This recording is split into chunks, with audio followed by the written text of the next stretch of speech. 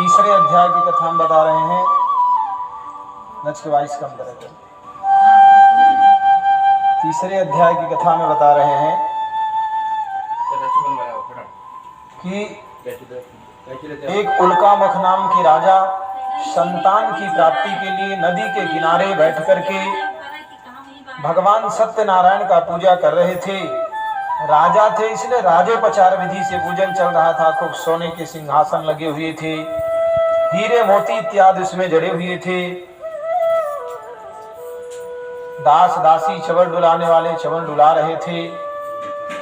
उसी समय एक साधु नाम का बनिया वहां से गुजरा। उसने देखा कि राजा ने तो बहुत खर्च किया है, चलो जरा देखते हैं कि क्या करता है राजा। राजा के पास पहुंचे और यही प्रश्न रखा कि हे राजन, बता दो आपने किसका पूजन किया, इससे क्या मिलेगा। राजा ने कहा मेरे पास कोई पुत्र नहीं है, इसलिए पुत्र प्राप्ति के लिए मैं अतुल तेजवान सत्यदेव का पूजा कर रहा हूँ। बनिया ने कहा क्या इनका पूजा करने से पुत्र और पुत्री दोनों मिलते हैं। राजा ने जवाब दिया यदि इनके चरणों में मेरी भक्ति है तो मुझे निश्चित रूप से संतान मिलेगा। बनिया ने कहा महाराज देखो आप राजा हो, आपके पास ढेर सारा धन है, संपत्ति है, आप एक बार नहीं 10 बार पूजा करो, अगर संतान नहीं भी मिला तो धन जाने का गम आपको नहीं होगा। लेकिन मैं साधारण सा व्यापारी हूँ, मैं कोई भी व्यापार तभी करता हूँ जब उसमें लाभ हो। सामान मेरा कोई तभी बिकता है जब कुछ न कुछ उसमें फायदा हो। ना रुपया तो अठन्नी सही, सामान तभी बिकेगा जब लाभ होगा। इसलिए अगर पहले संतान मिल जाए, ना लड़का तो लड़की ही मिल जाए, तब मैं भगवान का पूजा करूंगा। ऐसा मन्नत मान लिया। वह अपने घर पर गया, अपनी पत्नी को यह बात बताई। पत्नी ने भी कहा ठीक है, अगर हमारी मनोकामना पूर्ण होगी तो हम भगवान का पूजा करेंगे। धीरे धीरे समय बीता। 9वें महीने के बाद 10 महीने में उनके घर में एक कन्या पैदा हो गई। कन्या का नाम कलावती रखा। कलावती 1.25 महीने की हो गई। पत्नी ने याद दिलाया कि पूजन कर लो। अब बनिया बार बार पूजन को टालना शुरू कर दिया। एक समय ऐसा आया कि पूजा टालते टालते लड़की का विवाह हो गया, लेकिन पूजा बनिया ने नहीं किया। जब पूजा नहीं किया तो भगवान का उसे श्राप मिला कि जाओ साधु बनिया, तुम्हें दारुणम कठिनम दुःखम महादुःखम भविष्यति, जाओ तुम्हें दारुण दुख की प्राप्ति होगी। यह व्यापार करने के लिए गया रत्नसारपुर, जो आज का कलकत्ता है। वहां पर राजा चंद्रकेतु की राज्य थी। भगवान ने 2 माया के चोर उत्पन्न किए। दोनों ने बनिया पुत्रों का रूप धारण करके राज दरबार में चोरी किया। चोरी करने के बाद में बनिया लोग जहां पर विश्राम कर रहे थे, उस चोरी के धन को वहां पर छोड़ करके वो दोनों अंतर ध्यान हो गए। और जैसे ही द्वारपाल पहुंचे राजा के, तो उन्होंने धन और चोरी करने वाले दोनों को रंगे हाथ वहां पर पकड़ लिया।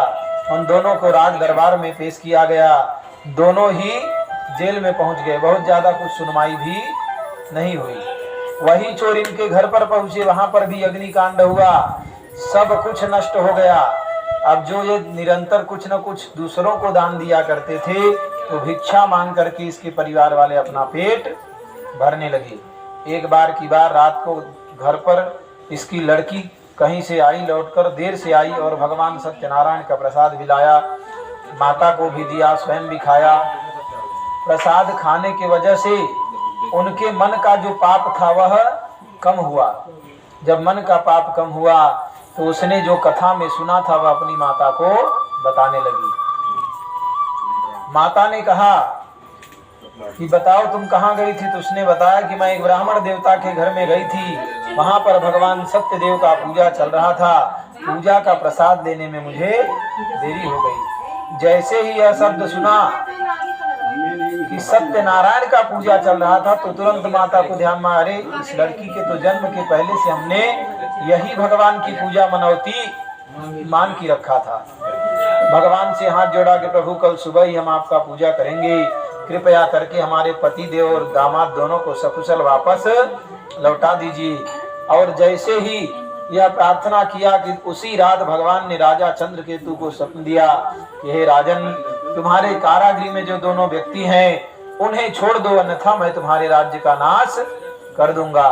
राजा भी सुबह में उठा, घबराया हुआ, अपने ब्राह्मणों को, मंत्रियों को यह बात बताई और उनके उपदेश के अनुसार ढेर सारा धन धान्य दे करके अपने घर से बनिया को विदा कर दिया। इस तरह से आपको तीसरे अध्याय कथा सुनाई गई। इति स्कंद पुराणी रीवा खंडी सत्यनारायण वृद्धायाम तृतीयो। बोल यज्ञ नारायण भगवान की जय।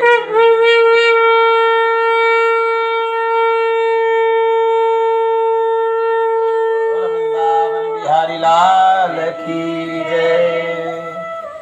चौथे अध्याय में बता रहे हैं